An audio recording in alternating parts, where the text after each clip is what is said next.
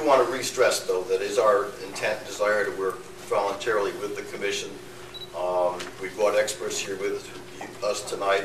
They've already submitted information to the board. They're going to improve on that tonight, and we look forward to having a comprehensive discussion with the board. Here it's important. I understand it's difficult when we're dealing with a neighborhood issue, and we're dealing with a situation where we're in proximity to neighbors, and we're not seen as compatible to what they want. We unfortunately don't get to pick our real estate. We have to use the property that we've got. Finally, the reason we have to add track in our terminal is because we have to grow. And to grow, we need to have trackage that we can use for staging rail cars, loading rail cars, and unloading rail cars, and we need to have room to be able to move equipment to and from them. And we described this as a lumber yard and a transload facility.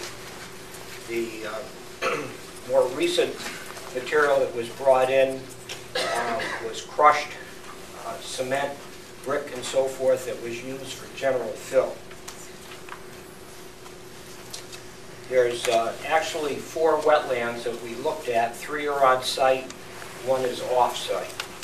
I'm very concerned about this application, but I'll stick with the wetlands part of it. Once this first started, I got together with George Benson and Rob Sibley, and I said, I want a close watch on this whole operation. I've been down there several times myself to do an inspection, and I've had some experience in the construction field, and I see a lot of stuff in that fill that they put down that I don't think belongs to there. I'd like to have George do this, is get in touch with the people who live in that residential area and ask them if we can test their water to see whether there's any change in the quality of the water that they're drinking. Just concerned about the maintenance of the basin ongoing. They could quickly fill up in one season. I've seen it on projects, and just wondering what the long-term plan is for that. And I understand the building has been eliminated from the proposed plan. So there's a staging area. I couldn't quite see when they were explaining, but this staging area outdoors is a concern to me. If there isn't a building and those materials aren't contained.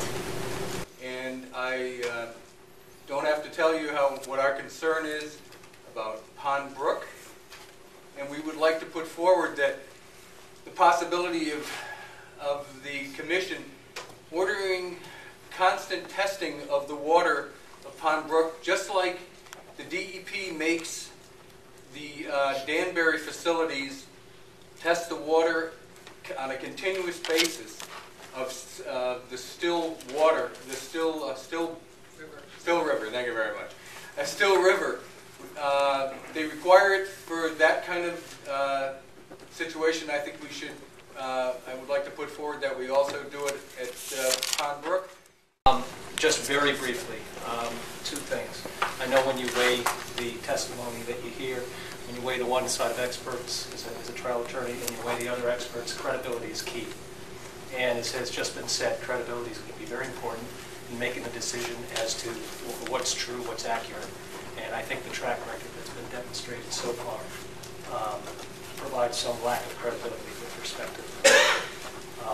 Number 2, I think that the point that the gentleman might have been making with respect to the additional truck or the additional trucks and additional dust and debris that may come out of it and what have you, we have other wetland areas, and if you're going to increase the additional truck space, you're going to have additional debris and what have you in other wetland areas along those main roads. For example, Grand Pasture.